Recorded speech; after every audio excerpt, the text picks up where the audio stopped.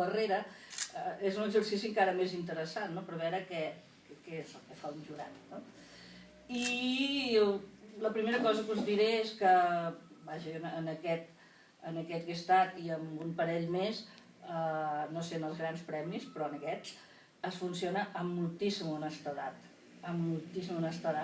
llegint tots els textos, llegint-los repetidament i mirant d'avaluar, no? Què té de bo, què és interessant d'aquest, què de l'altre.